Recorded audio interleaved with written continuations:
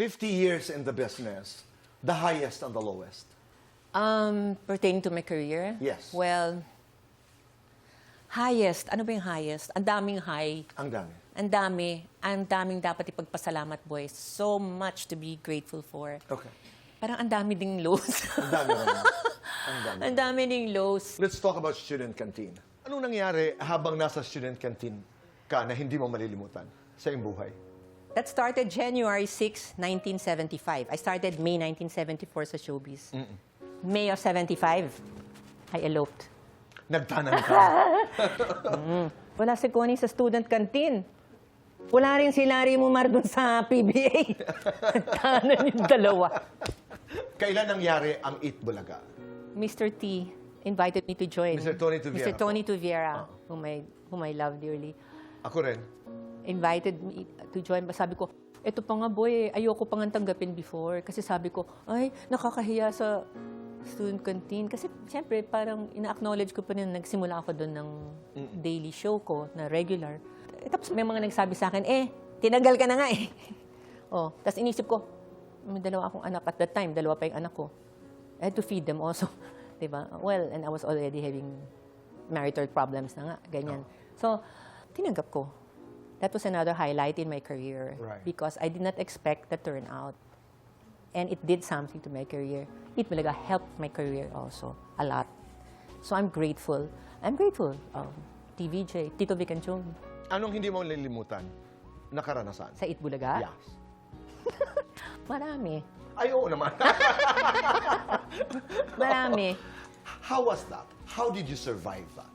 Through the help din of mga friends ko, godly friends, no, na hindi rin kasi alam ng tao na I got into deep depression also. Well, actually, even with my first marriage, I Nung had deep panahon na yun? depression. Miski nung first marriage ko, actually, I got into deep depression. Yung ayoko lumabas. Alam mo yung mga kwarto mo na may blinds ka na, may kurtina ka pang isa, tas meron pang isang kurtina.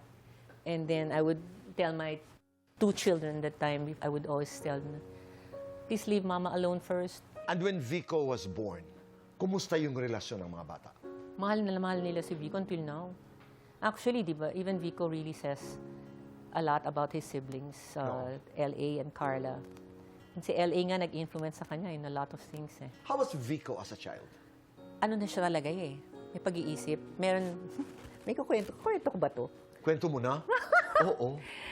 Hindi, pero yan, pag meron akong mga, kunyari, di ba noon, landline eh.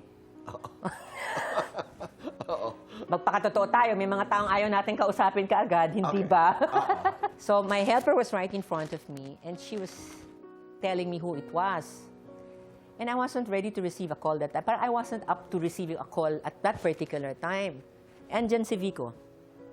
Sample lang ito eh.